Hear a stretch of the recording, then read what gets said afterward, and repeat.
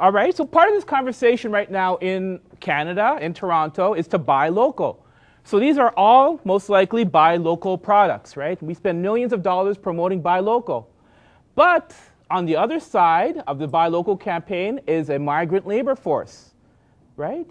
So every time we're going in and buying and supporting our local industry, we are not thinking about the migrant workers who pick these products. We don't think about the exclusion they have to our immigration laws. We don't think about the health and safety discrimination, the workers' compensation laws that adversely impact these workers. We also don't think about the employment standards, the piece rate, and the impact that when you're working at such a fast rate to pick these vegetables or fruits, what it does to your bodies. And that if you try to get workers' compensation, well, you're going to be deported to another country. And mostly important to each one of us, that we don't think about the exclusion to the right to organize for the people who pick these fruits and vegetables. So the idea for the fruit is to show the connection between our buy local campaigns, migrant workers, and the denial of rights and benefits and entitlements for the migrant and temporary foreign workers who work here in Ontario. If you saw the headline yesterday about those foreign workers, according to Tim Hudak, those bloody foreign workers are taking our jobs again, aren't they? Now, he might have been referring to a certain group of people, but the idea was to once again, during this time of economic recession, to attack the most vulnerable groups of people. And these are some of the people that we've talked about earlier, the migrant workers, the temporary foreign workers, as Armin has mentioned earlier, that it has expanded. There are now more temporary foreign workers in Canada than people are coming up as permanent residents. And that shifted both the dynamics of our labor market and our immigration policies. And it's had a tremendous effect in the ability of people to exert their rights.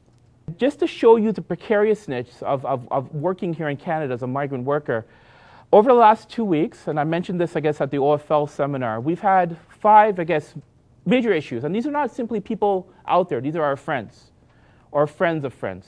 So a worker died in a workplace accident in a place called Paris, Ontario. From what I understand, he was fatigued, and the amount of tobacco that he was carrying on his truck was too much, and the truck overloaded, fell, and he died. Will he receive proper benefits? Will he receive all the help he should? We're not sure. People will try to fight, but there's tremendous obstacles once somebody else is from another country to get the benefits they deserve here in Canada. Another worker, another friend of ours, we believe had received pancreatic cancer because of pesticides. Instead of receiving the proper health care in Canada, this brother was sent home last week. Another brother who's been helping us organize had a broken shoulder, and he was sent home this morning. Another friend of mine last week was sent home because his crime was to working undocumented under the table.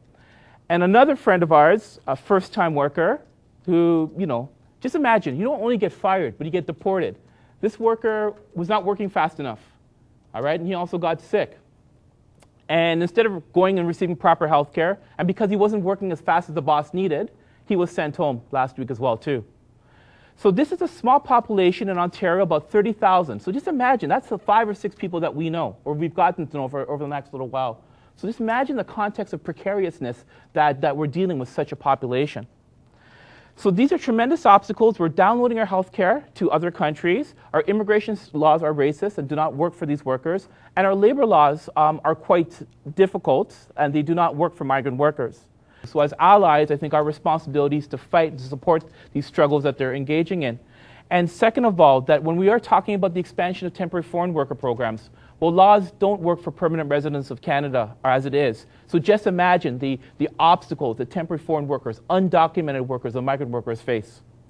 And lastly, I guess where I started off around this discussion about foreign workers and foreign workers taking our jobs, this is going to be critical during this election, that these wedge issues about who's got good jobs and who's not got good jobs is going to play out. But it's going to take out a racial dynamic once again.